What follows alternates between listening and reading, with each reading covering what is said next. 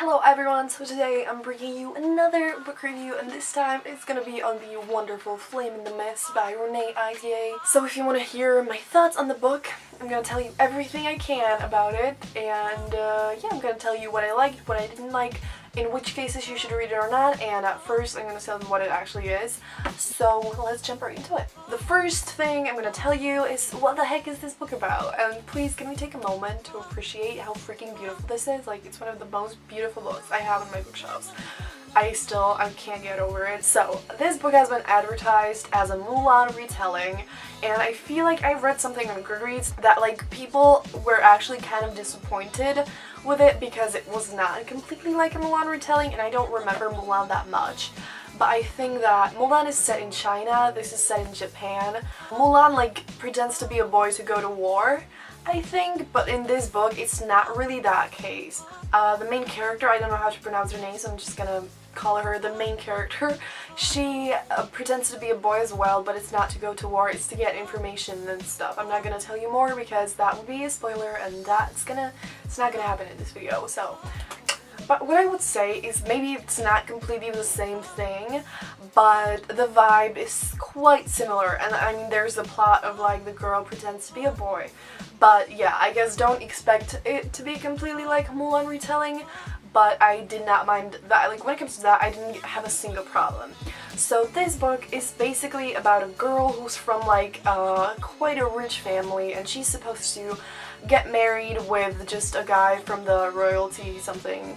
And on a way to, like, the castle or wherever it was, her convoy is ambushed by some folks. And so then she's just, you know, in the forest on her own, and that's where the story starts. And just, it's super cool. And it's actually written in the third person, but it's not that style of, like, it writes only about the main character, the girl, but it also follows sometimes, there are chapters where it follows her brother and chapters where it follows the emperor, I think. But she is still the main character, and there are the most chapters with her.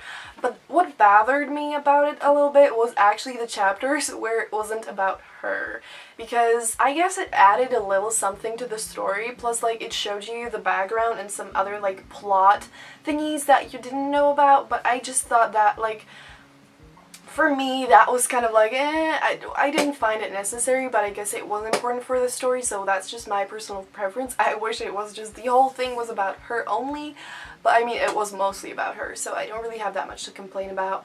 But yeah, that's what I would consider, like, the most important information as to what it's about and stuff. So my camera just died, so I had to switch it for my camcorder. Hope you don't mind. But anyway, back to what I was saying. For me, Japanese culture is something that I've never really looked into, but I still loved this. I also think I didn't say that I gave it 5 out of 5 stars on Goodreads because I adored it, and even when a book is not perfect, but it makes me feel so much and I'm, like, obsessed with it, I still give it 5 stars because that's just what I do. Now to why I liked it, which things I, like, didn't like there or whatever. I'm gonna start with the little bad things, but the book might be a little difficult to get into because in the first, like, 50 to 100 pages, not that much happens. I guess it's, like, a little slow-paced at the beginning, but for me it wasn't really that difficult to get into. Like, I immediately just, like, really liked it, and even though it's slightly slow-paced at the beginning, I didn't feel like it was boring. And I would understand if some people felt that way, but seriously, like, the story only gets better and better and better and better and better. So even if it might be a little difficult to get into at first, I still think that it's gonna be worth reading for you. So even if you might be struggling at first, it's gonna be worth it, it's gonna get better. And so what I would say is probably don't read it if you're kind of in a reading slump, because I guess it might be a little hard if that were the case. But for me, I'm, like, in the opposite of a reading slump right now. I'm just dying to read, so maybe that's why I just flew through it, even though it was slightly slow-paced at the beginning. And another bad thing that's not really that bad is that, like, I kind of felt like the main character kind of sometimes did stupid things that were just like, what the hell? And one thing that I kind of minded a little bit, I didn't really care, but just I still want to mention it, is that there's this whole thing going on around the main character's intelligence at a place where she is the majority of the book. Like, everyone keeps saying how smart she is and how intelligent she is, which I really like that. Like, the focus was on the intelligence, not strength, because she isn't, like, that physically strong and, like, good at fighting and blah blah blah. So I really like that the focus was on her intelligence and showing that, you know, that can be, like, a strength and just that can have power as well and whatever. But I feel like in most of the book, except for the ending, like, I didn't really see the intelligence. Not that she would be dumb or anything, but I didn't feel like she was super intelligent and still made super cool, smart decisions. Like, I didn't really see it there. Only at the end she did some super, like, smart things or whatever. So that was kind of like, really? Is she that intelligent? But yeah, that's like a small thing that I really didn't care about. Like, it didn't bother me, but I still wanted to tell you.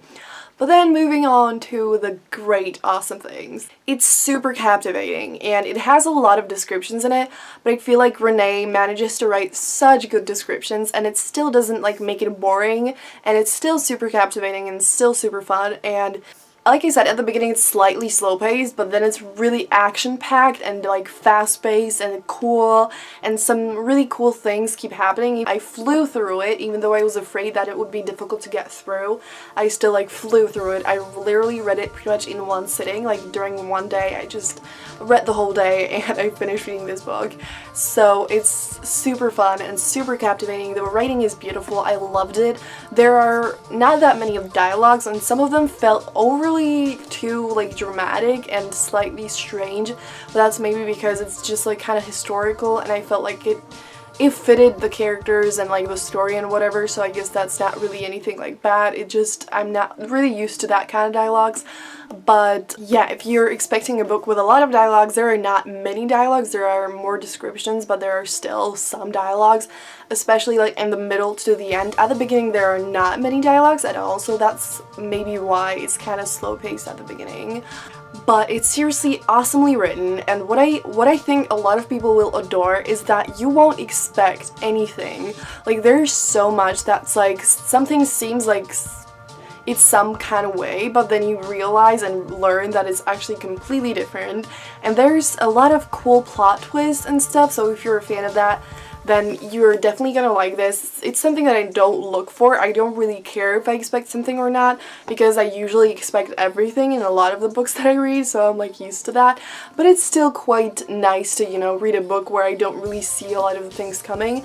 And another thing that I totally loved were the characters. They're seriously beautifully developed, and what's amazing about them is that, like, none of them are truly good or truly bad, and that's something I seriously just love. Everyone has secrets and everyone, like, has a mysterious part to them, but it's just the characters are super cool, and I loved the characters so much, which just made me love this book so freaking much, because characters are what matters most to me. Seriously, just, it's so fun, and it's that kind of book that at least made me just totally, like, obsessed with it, just longing for more.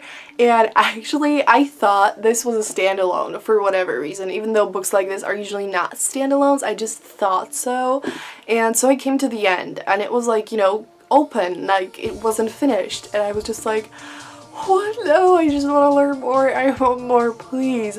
And then I was going through, like, comments on Goodreads, and the people there were like, just, I'm looking for the sequel or whatever, and I was like, there's gonna be a sequel. So I checked Renee's, like, account on Goodreads, and there is really gonna be a sequel. I don't know if it's a duology. I kind of think it's a duology. I'm not sure though, but it's definitely not a standalone, so I'm like, thank freaking God. And so the next book is gonna come out sometime in 2018, which is just like, I want it now. But yeah, I was totally obsessed with the book, and I would definitely recommend it. I guess if you don't like high fantasy or just something along those lines, this book might not be completely for you, because, like I said, it's really there's a big focus on like the world and a lot of descriptions, blah blah blah, but it's not that intense. Like at first maybe, but then later in the book it's like so fun and not boring at all. So I would recommend it to mostly everyone. There are not any things that like bothered me that are like the typical pet peeves of like YA books and stuff. There's not a love triangle or anything terrible like that. And it's just seriously so fun and really like different from everything I've ever read, and it's absolutely super awesome. So seriously check this book out, and especially if you love Japanese culture or anything kind of like historical and high fantasy, then you're gonna adore this. And if it's not something like, if you hate it, then I guess don't read it, but if you even like a fantasy a little bit, check it out. It's amazing. It really surprised me on such a positive, awesome level. So yeah, read this amazing book. I loved it. So that will be it for this video. Subscribe for more reviews and other bookish videos, and give this video a thumbs up if you liked the review, and if you want me to make more reviews, because I've been making a lot of them. So yay! Have a brilliant day and see you soon in another video. Bye!